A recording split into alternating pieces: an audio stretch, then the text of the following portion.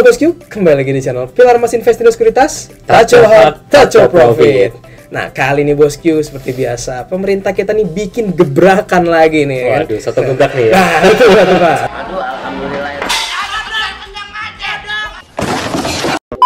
Jadi, pemerintah kita ini baru aja merilis yang namanya surat utang nih bosku. Hari ini ya? Hari ini banget nih, hari dimana ini kita banget. syuting ini di tanggal 23 Agustus nih ya kan.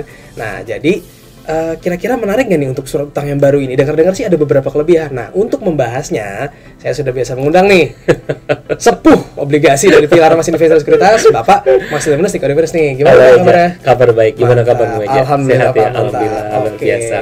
Nah, bosku pasti penasaran kan soal surat utang ini? Jadi jangan kemana-mana, tetap di channel Pilar Mas Invest Indo Sekuritas. Touch your heart, touch your profit. Pilar Sekuritas Channel di Indonesia.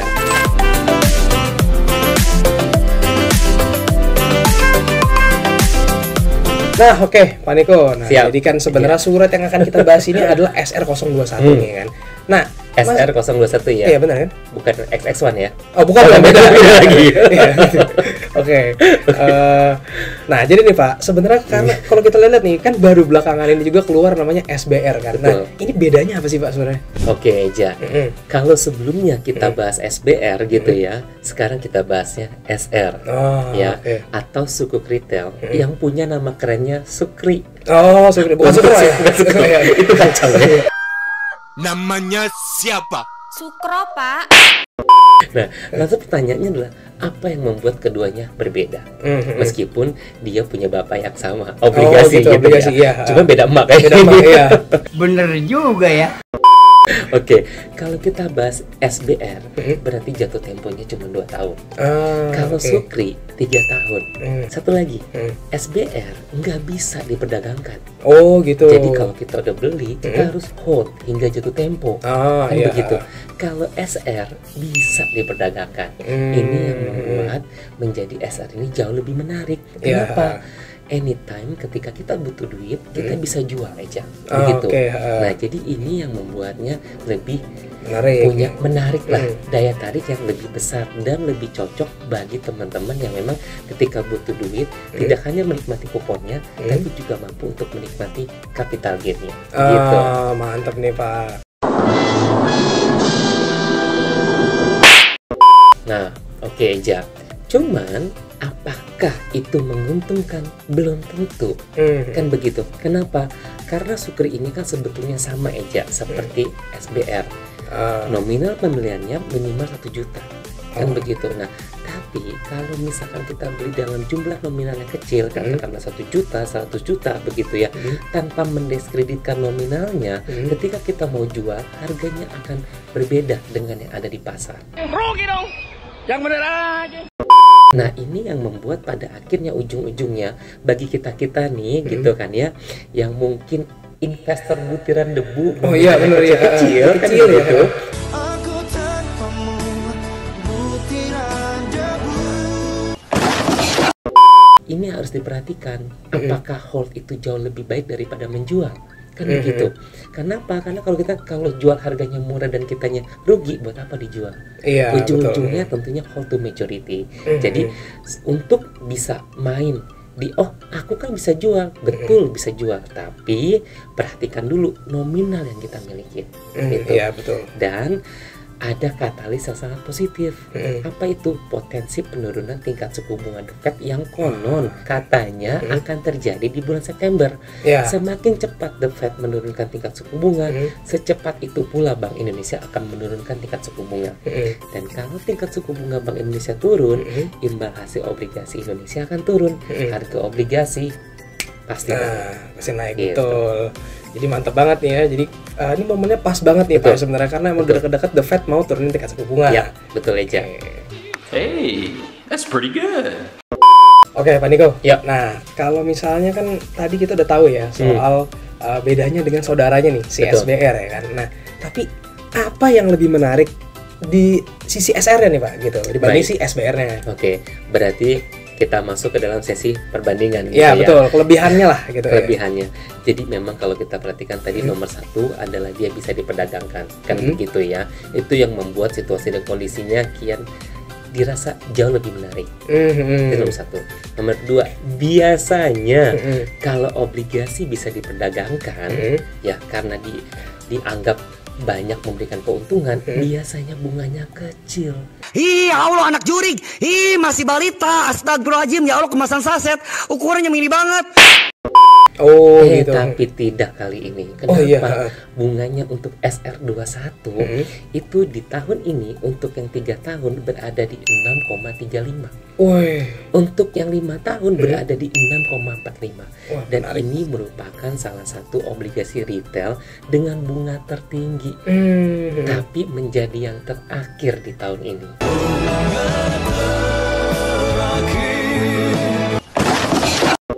Oh Kenapa? gitu. Karena tahun depan eranya penurunan tingkat suku bunga. Berarti bagi teman-teman yang mungkin merasa bahwa aku masih punya dana nganggur nih, aku mau investasi dengan imbal hasil yang tinggi, bunga yang tinggi, SR21 adalah jawabannya, Eja. Wah, iya Kan sih. begitu, karena kamu gak akan pernah menemukan lagi obligasi dengan tingkat suku bunga tinggi untuk berikutnya. Mungkin ini akan jadi yang terakhir. Oh, iya Jadi sih, benar juga ya. manfaatkan kesempatan ini dengan baik, kan begitu. Betul. Itu yang kedua. Yang ketiga, kalau kita bandingkan juga dengan imbal hasil obligasi konvensional yang ada saat ini, untuk yang 3 tahun menurut kami menarik. Iya. Kenapa? Untuk imbal hasil Sun yang 3 tahun aja berada di 6,38. Dia mampu kasih di 6,35. Iya. Berarti jaraknya sangat sedikit. Tipis ya. Menarik. Tapi berbeda untuk yang 5 tahun. Untuk yang 5 tahun imbal hasil Sun yang konvensional berada di 6,58. Oh. Kalau ini kan cuma di 6,45. Tapi menurut kami dengan potensi penurunan tingkat suku bunga di masa-masa yang akan datang, tentu ini menjadi salah satu katalis yang positif karena akan terdongkrak naik melalui harga. Ya betul. Oke, itu yang ketiga. Oke, yang keempat, kalau dibandingkan dengan deposito ya jauh banget bagaikan langit dan bumi, kan Ya begitu. setuju. Perbezaan kasta yang jauh, aku tahu siapalah diriku. Memang kalau kita hitung deposito bunga 20%, obligasi bunga 10%, kira-kira berapa sih net bersihnya? Itu dia bunga.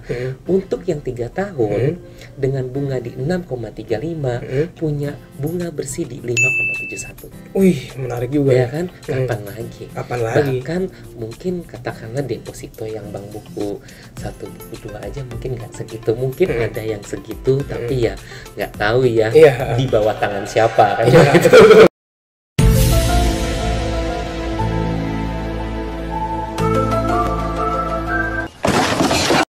Yang kedua, untuk yang 5 tahun begitu ya Eja, dia net bersihnya di 5,8. Berarti kan ini menjadi salah satu hadiah lah bagi teman-teman yang punya tingkat profil resikonya nggak mau yang tinggi-tinggi, nggak kuat main saham. Obligasi SR ini menjadi salah satu pilihan yang terbaik. Betul. Mau yang 3 maupun yang 5 tahun, sesuaikan dengan durasi investasi kamu. Itu satu yang penting ya, meskipun bisa dijual anytime.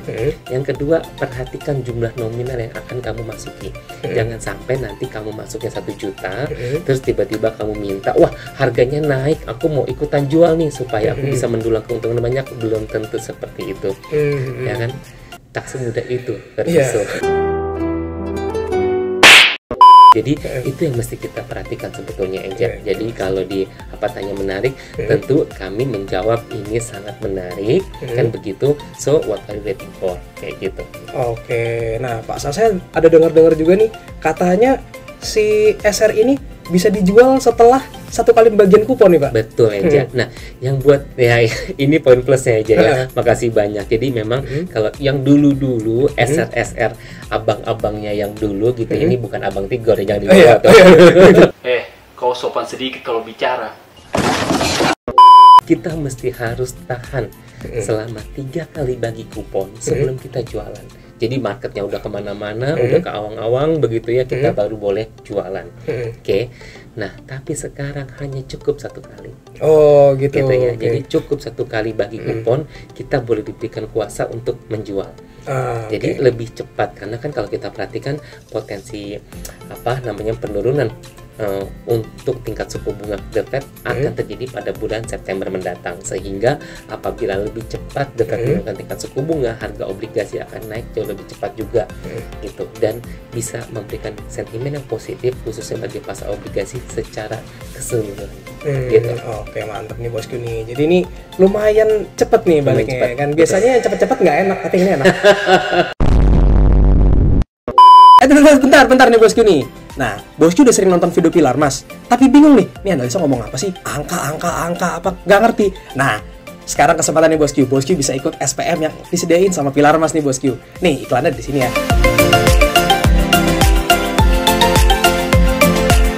Apa sih benefitnya? Bosku bisa dapat ilmu tentang saham, bosku bisa lebih ngerti soal cara-cara baca-baca grafik dan segala macamnya. Nah, jadi tunggu apa lagi? Yuk langsung daftar. Iya. Nah, Pak Niko nih, tapi kalau kita lihat nih Pak, ini kan sebenarnya IHSG juga lagi bagus-bagusnya nih Pak. Betul, lagi hot nih lagi mantep nih gitu kan, lagi bullish banget ya kan. Nah, kalau misalnya kita bandingkan sama obligasi tadi, si SR ini gitu, ya kan emang sebenarnya pasti mungkin lebih menarik saham ya, dilihat-lihat dari segi keuntungannya. Nah, cuman berarti kalau misalnya dari segi resiko dan segala macam ya, lebih mending di saat ini ya Pak, lebih pilih masuk saham atau masuk obligasi SR ini Pak? Oke, baik aja. Jadi memang ini salah satu poin yang sangat penting gitu. Kenapa? Karena baik saham dan obligasi, kita sebagai negara emerging market ini menarik capital inflow untuk masuk ke tempat kita. Iya betul. Apalagi kalau kita perhatikan sentimen positifnya, ini sudah sangat banyak, dan juga jangan lupa ini sudah masuk bulan Agustus, bulan-bulan di mana biasanya pasar sudah mulai berlari.